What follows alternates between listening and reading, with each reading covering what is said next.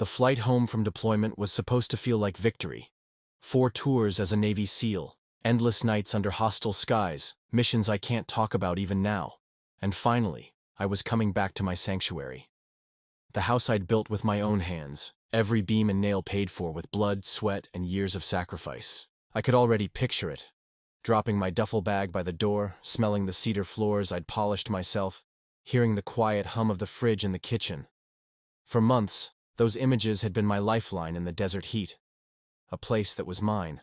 A place no one could take from me. At least that's what I believed. The taxi turned onto my street, and I felt something in my gut shift. My house didn't look like my house. The curtains were floral now. My navy blue door had been painted a pale yellow. And there was a strange car in the driveway, one of those shiny family SUVs, spotless, new. I told myself maybe my brother Mark had made a few changes while I was gone. He had the keys. We'd agreed he'd check in every couple of weeks, make sure nothing happened to the place. He even joked before I left that it would still be exactly how you left it when I came back. I stepped out of the taxi, my boots crunching on the driveway gravel. That's when the front door opened, and it wasn't Mark. A woman I had never seen before stood in the doorway, holding a baby on her hip. She looked about my age, but her eyes were sharp, guarded. "Yes?" she asked, her voice cautious. "I live here," I said, my voice unsure for the first time in years. "Daniel Reeves. I own this house." Her brows pulled together in confusion, but it didn't look like an act. "No, sir. We bought this place 2 months ago. From Mark Reeves." Her words hit harder than any enemy bullet I'd ever faced. Bought? From Mark? My brother? I stared at her for a long second, the weight of her statement sinking in. I muttered something about a mistake, turned away, and pulled out my phone. My hands were trembling. I dialed Mark. No answer. I dialed again. Still nothing. On the 5th attempt, he picked up. "Danny, hey man, back in town already?" His voice was too casual, too light. "Where's my house, Mark?" My tone was flat. I'd used that voice in interrogation rooms before. Calm, but dangerous. A pause. Yeah, about that. You were gone so long, bills piling up. Claire and I figured it'd be better to just sell it." "You sold it?" My voice rose before I caught myself. "Without my permission? Without—" He cut me off. "Don't get all high and mighty. You weren't even here. You can get another place. Family helps family, right? We needed the money." I froze. "So you helped yourself to my home?" His voice hardened. "Danny, it's done. Don't make this ugly." I hung up. I couldn't trust myself to keep talking. The walk to his house was short, but every step felt heavier. My training had taught me to stay cool under pressure. But this was different. This was family. And in some ways, that cut deeper than any enemy could. Claire answered the door. Her blonde hair was pulled into a tight ponytail.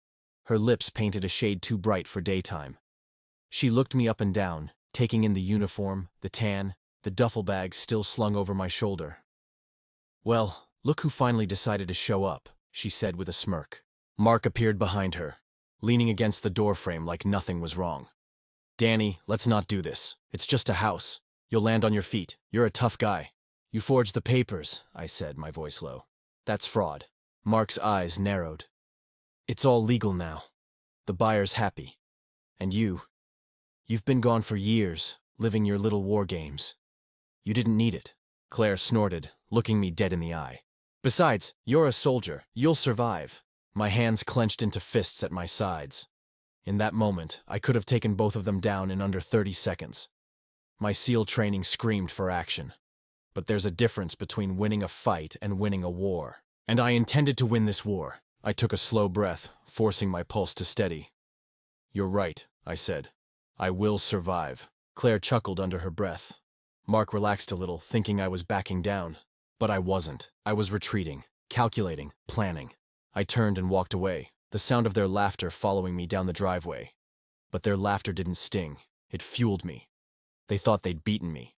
They thought I was just going to disappear. They didn't know that I'd already been trained to wait for the perfect shot, and to never, ever miss. Mark and Claire had made the biggest mistake of their lives. And when I was done, they would know exactly what it cost to betray me. Walking away from Mark's house that day was the hardest thing I'd done in years. And I've been shot at in 6 different countries. Every instinct screamed at me to fight right there, to take back what was mine by force.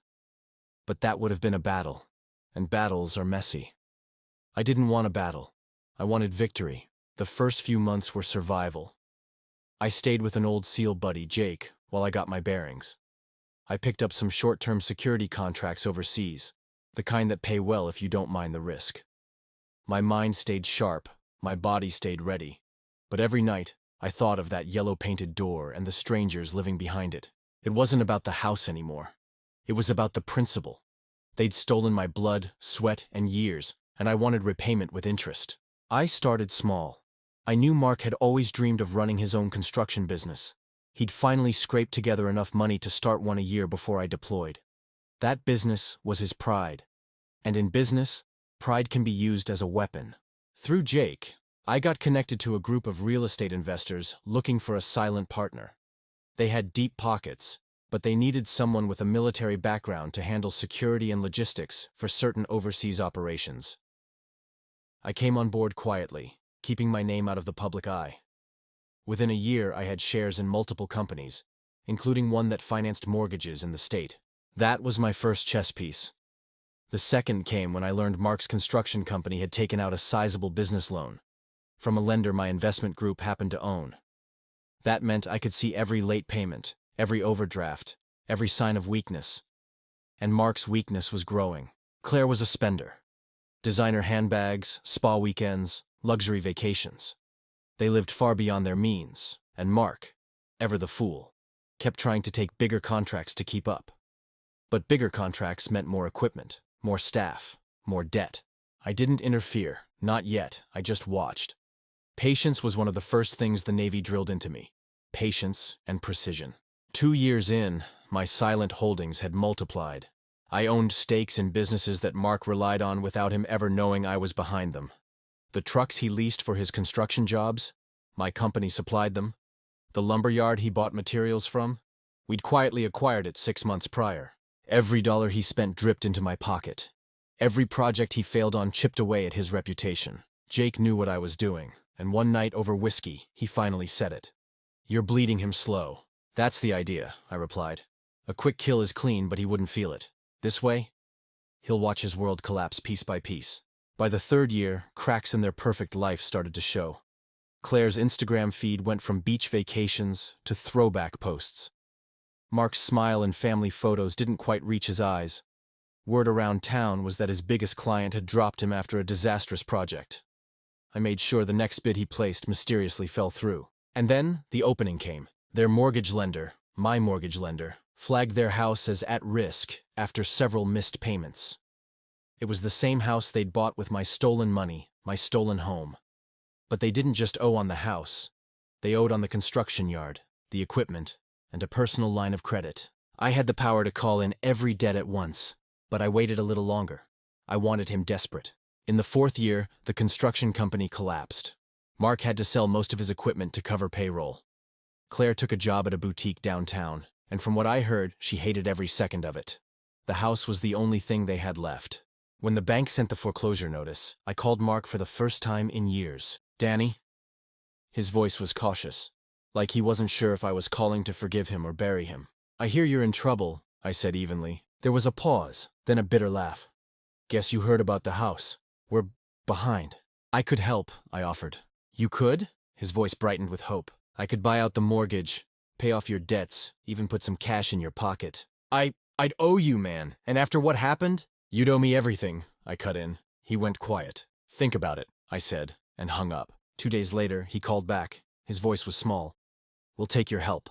Without their knowledge, I bought their house at auction. I cleared the debts. On paper, I was their savior.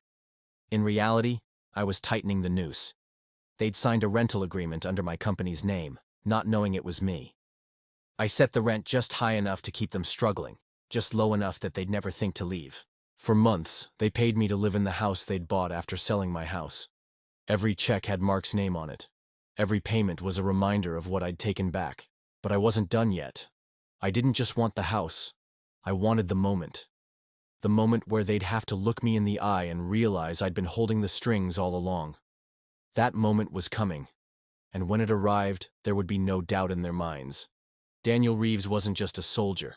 I was the one war they could never win. That moment came on a gray afternoon, the kind where the clouds hang low enough to make you feel caged in.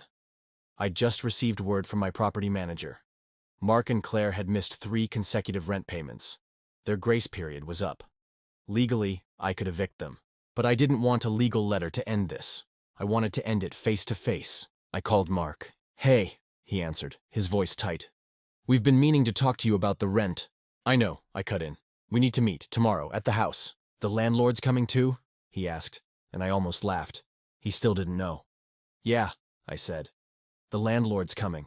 The next day, I pulled up in my black pickup and parked right in front. I stepped out, wearing jeans and a leather jacket.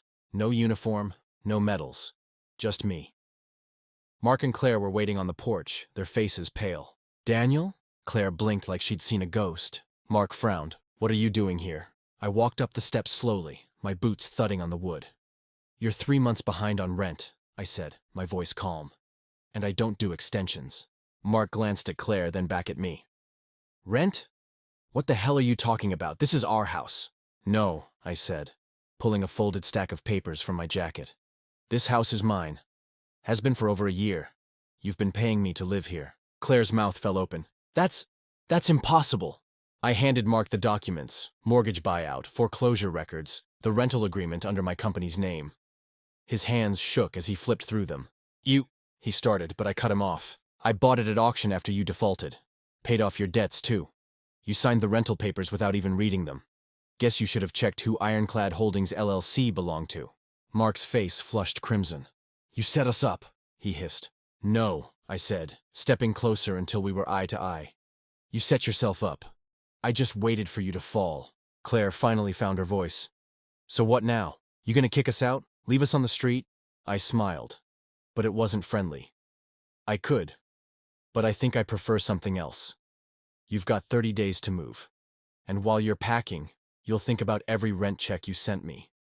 Every time you thought you'd beaten me. Every laugh you had at my expense." Mark's eyes darted around like he was looking for an escape route. "We're family, Danny. We can work this out." "You stopped being my family the day you forged my name," I said.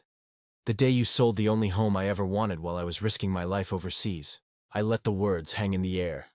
They stung more than any threat could. Claire folded her arms, trying to act defiant, but I saw the fear behind her eyes. "We made a mistake." "No," I corrected. "You made a choice, and choices have consequences." For a long moment, no one spoke. The only sound was the wind whistling through the porch rails. Finally, I turned to leave. 30 days, I repeated, walking down the steps. As I reached the truck, Mark called after me. "You planned this, didn't you? From the start."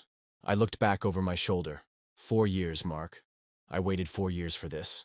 I learned in the Navy that the best strike is the one they never see coming. I got in the truck and started the engine. As I pulled away, I saw them in the rearview mirror. Mark holding the papers in one hand, Claire staring at the ground. This time I was the one taking away their house. 30 days later, their house was empty. I sold it and bought back my previous house. The cedar floors still smelled faintly of the polish I'd used years ago. I walked from room to room, touching the walls, reclaiming what was mine. It wasn't just about the wood, brick, or roof. It was about the principle, the justice. I'd taken back my home. I'd taken back my pride. And I'd taken back the power they thought they'd stolen for good. Mark and Claire never spoke to me again. But I didn't need their words. Their silence was the sweetest victory I'd ever tasted. And if they ever wondered how far I'd go to protect what's mine, well, they already knew the answer. Have you ever been betrayed by family or someone close? I want to hear your story. Drop it in the comments below. Also, let me know where you're watching from. Your support means the world and keeps this channel alive. If you haven't yet, please like, subscribe, and ring the notification bell for more powerful stories of strength, justice, and revenge.